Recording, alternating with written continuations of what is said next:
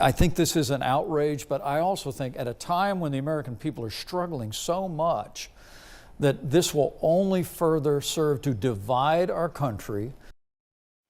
Well, just in the past 2 hours, former Vice President Mike Pence slammed the decision from Manhattan District Attorney Alvin Bragg to indict former President Donald Trump. Good evening, and thanks for joining us tonight at 11. I'm Yolanda Harris. And I'm Andrew Kinsey. This bombshell news dropped just hours ago, sending shockwaves across the country. Supporters of the former president showed up tonight at Mar-a-Lago, while officials and officers stand guard at Trump Tower and the DA's office in New York City tonight. Michael George reports on this unprecedented decision. A Manhattan grand jury voted to indict former President Donald Trump on Thursday, making him the first former president to face criminal charges. The indictment, confirmed by his attorneys, remains under seal.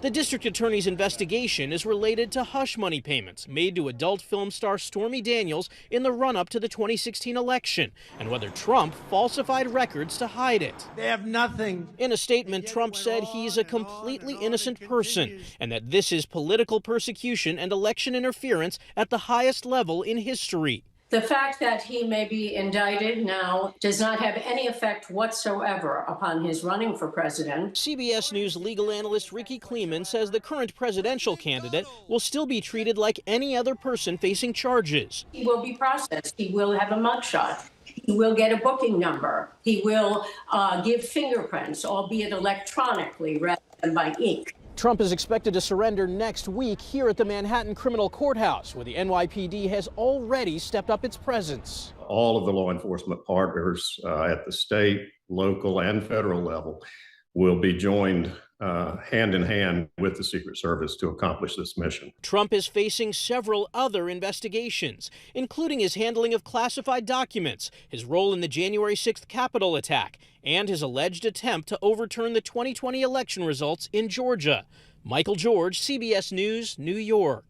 A short time ago, Ohio Republican Senator J.D. Vance issued a statement saying in part, quote, "The American people will see this for exactly what it is, a grave miscarriage of justice." Ohio Democratic Congresswoman Joyce Beatty also issuing a statement saying, quote, "In the months to come, let's hope that our judicial system does what it's intended for, to deliver justice for all. Today shows that no person, not even a former president, is above the law." Ohio Republican Congressman Jim Jordan called the indictment outrageous. So far, Ohio Democratic Senator Sherrod Brown has not commented.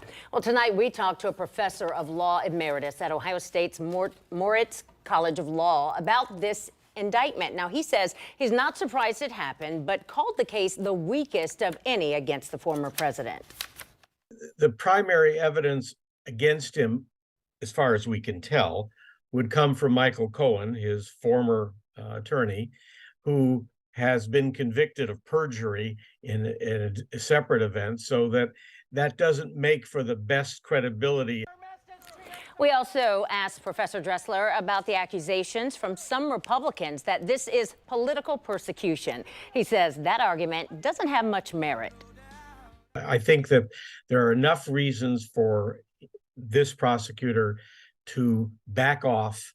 He certainly has had enough messages sent to him, both in terms of death threats and just the general public reaction from political supporters of Trump, to hesitate going forward. So I think the fact that he's going forward means that he really believes that this is a fair and legitimate prosecution.